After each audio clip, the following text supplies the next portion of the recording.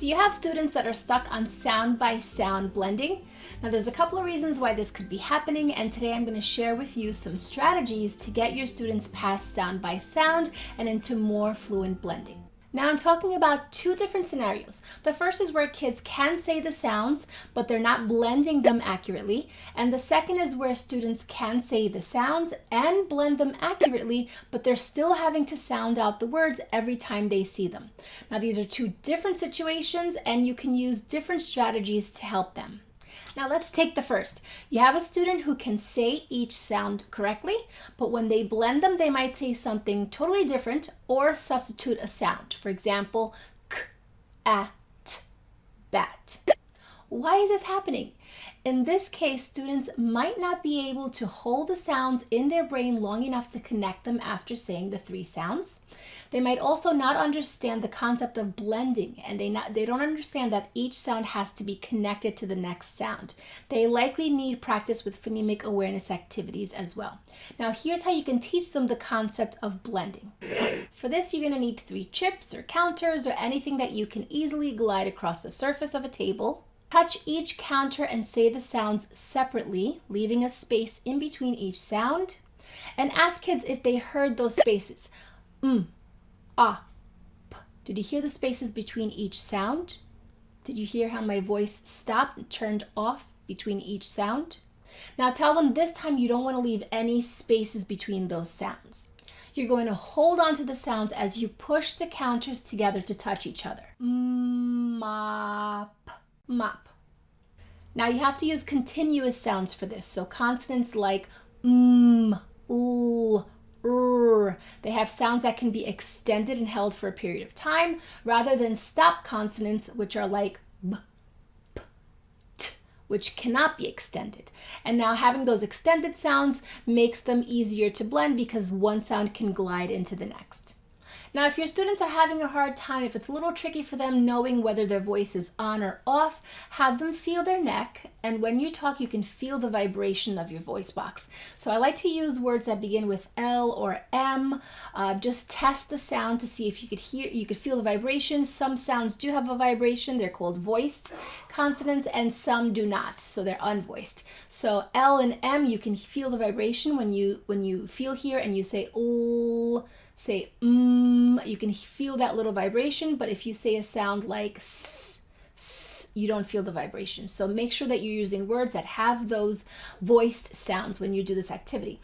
Have them feel their necks, and when they stop feeling the vibration, that means that their voice is off. All vowels have a vibration, they're all voiced, so they're going to keep feeling that vibration as long as they don't stop in between the sounds. You want to do phonemic awareness activities with this student as well. So you want to integrate letters early on, but when a student is first learning the concept of blending, you want to also do it orally so they can understand the sounds go together and they're connected. And this is best done with just sounds or sounds and counters, and then adding the letters. So have them practice this activity, push the counters together and blending the sounds together. If 3 sounds are hard, have them use words with 2 sounds like am, in, it, up, etc., and work their way to 3 sounds. Now, once they understand the concept of blending, now it's time to add letters. And I like to use this slide. It's just a piece of clip art. It's nothing fancy. You can even draw up a slide on a piece of paper, cut it out, put it on your magnetic whiteboards. You just don't want to draw it on your whiteboard because it can get erased when you do this activity. Now prep your whiteboard ahead of time. You want to add some continuous sounds across the top of your whiteboard, a couple of vowel sounds, and any ending consonants. The ending sound doesn't have to be continuous, so you can use any consonants here. Tell them the story that the letters are going down the slide. Put 1 letter at the top of the slide, 1 in the middle, and 1 at the bottom. The one at the top is going to slide down, bump into the next one, and glide the sound. So you want to blend the sounds together without stopping if possible. And then keep sliding those 2 sounds until you reach the bottom of the slide and add that sound as well. So you want to definitely model this, have them repeat, start over each time they stop. So if they're saying and they're stopping, go back to the beginning and model ma. Blend those 2 sounds together, have them repeat it. If 3 sounds keeps being hard for them, make sure you go back down to 2 sounds and then you can add the 3rd. After the slide activity, the next step is transitioning to words and phrases and sentences because we want them to apply this when they're reading text. So let's grab a word card like this. And you might have to scaffold by covering some letters. So have them say the first sound, extend it until you reveal the next letter, have them blend those two sounds together until you reveal the third letter, and then have them say the whole word. Lug. So if they stop, remind them, don't turn off your voice, keep going and start again from the beginning. Lug.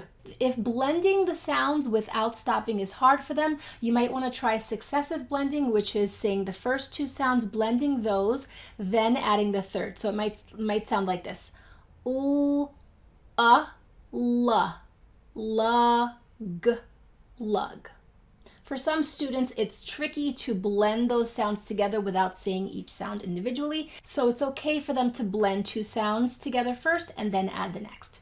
After reading some word cards, you want to try some phrases. So before I do phrases, I make sure that they can read words like the, see, my, those high frequency sight words. If they can't read them, then they're going to have a hard time reading the phrases and the sentences that you give them. So you might have to take some time to go over those words. So here's the hot sun. You might have to remind them not to turn off their voices when they're reading the words hot and sun. After you do phrases, you can go into sentences, and I like to do it this way. So I use another page to cover the bottom, and they can read a couple of words, and each line you can talk about what's the new word, read that word if it's a tricky word, and then have them slowly read the sentence. And when they get to the sentence, have them practice reading it several times so that it sounds fluent. So the first time they read it, it might sound a little bit choppy, and remind them to scoop under to read a few words fluently, and then read the entire sentence. Now scenario number 2. Now you might have a student who can blend accurately, has good phonemic awareness, they can blend the sounds that you give them, that they say out loud, but every time they come to that word, they have to say the sound. So they look at a word on a page, mop, turn the page, re-see the word again, and again, mop, over and over again. So why is this happening? It could just be that they're in the habit of doing it that way. They learn how to read by saying each sound separately, then blending, and they don't realize that they don't have to say the sounds first before blending. Now, it could also be that they've gotten good at blending when they hear the sounds, so they have to hear the sounds in order to blend them. And that's why they're saying the sounds out loud so they could hear it and then they could blend it together. So they need practice blending the sounds without hearing them.